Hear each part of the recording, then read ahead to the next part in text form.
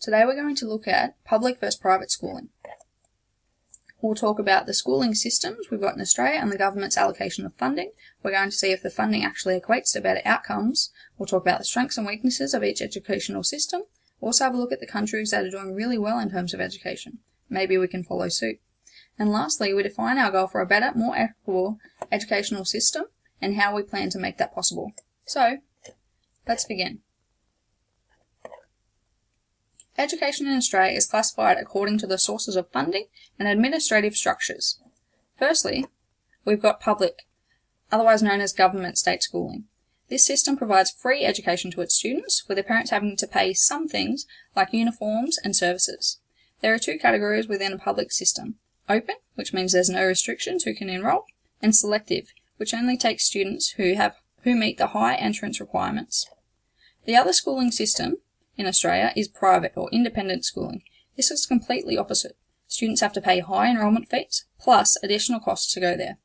Private schools fall into two main categories: religion-based systems, for example Anglican, Catholic, Lutheran, etc., or independent, which means it's independent in its finances or governance, and doesn't usually depend upon national or local government to finance its operations.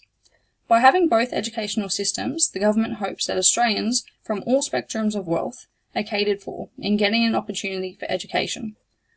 Governing Acts. Both these educational systems are governed by the New South Wales Education Act of 1990 and the New South Wales Institution of Teachers Act 2004. Now let's talk about the funding these institutions receive from the government. Alright, the graph you see on the left shows the exact figures the government handed out in 2009. As you can see, there is quite a big difference in the numerical distributions between the government and independent schools. 25.2 billion as opposed to 6.6 billion. The graph on the right emphasises just how much private schools rely on enrolment fees to fund their institutions. Next, sources of funding. The graph on the left shows funding per student.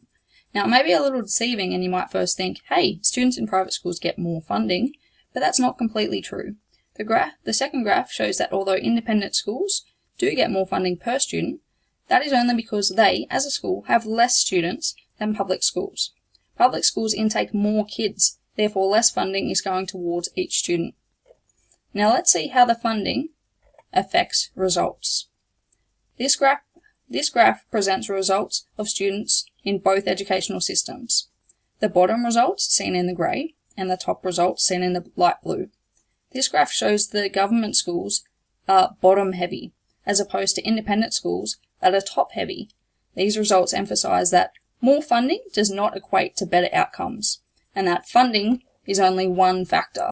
So looking at these systems as a whole, they both have strengths and weaknesses. For instance, in the case of current distributions of funding, it can be argued that yes, the system allows all students access to education. However, this level of access is determined by the individual's family's finances. Public schooling is free, whereas privatised schooling is not.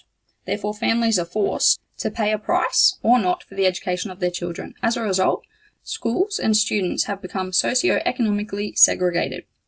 Due to the lack of funding for private schools, they require heightened enrolment fees to cover costs. These fees also have an impact on the quality of education given to students.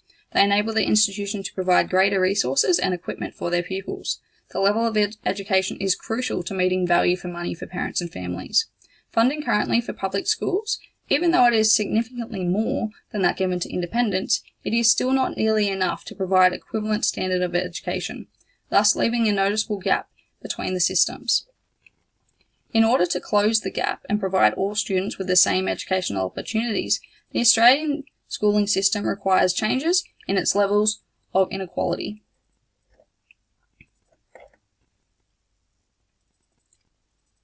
So, what should we do about it?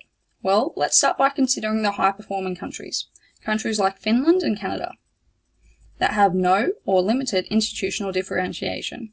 They provide all students similar learning opportunities through emphasis on their schools and teachers. They all must have the skills, resources and capabilities to provide for the full range of students despite alternate abilities, interests and backgrounds. Now I know it wouldn't be plausible for Australia to change our system to suit, but one funding scheme that comes to mind for to better our system is the Gonski funding scheme. The Gonski funding scheme is a needs-based funding scheme that started in 2014 after the independent Gonski review. The idea is that extra funding is used to improve results in public schools by limiting the students in each class, employing specialist teachers and giving them additional training, as well as providing more assistance to children in need, for example those with disabilities and behavioural problems.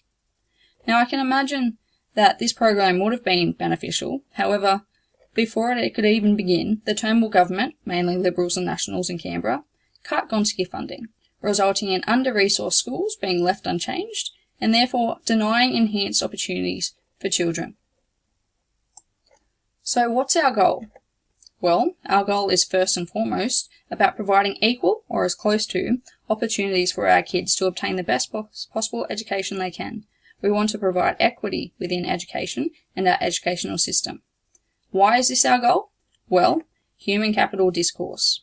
The better education our kids get today, the more human capital, so skills, resources, abilities, they have and we as a country have for our future. So how do we plan on reaching this goal? Well, the key to achieving this vision is to strengthen our current national schooling reforms through funding reforms. Firstly, through the reinstalment of Gonski funding and an increase of funding across all schooling sectors, with a large increase going to government schools. In addition, I also recommend that extra restrictions need to be placed on how funding in private institutions is. Their funding would be most beneficial if put towards either scholarships or reduced fees for disadvantaged students. More emphasis is also needed on teachers and the impact they have. Lectures presented on the 18th of September during Module 3 emphasise that teachers are advocates for children and families. They need to have what's known as a social justice agenda within their work as a teacher, whereby students' learning is not shortchanged, but rather enhanced.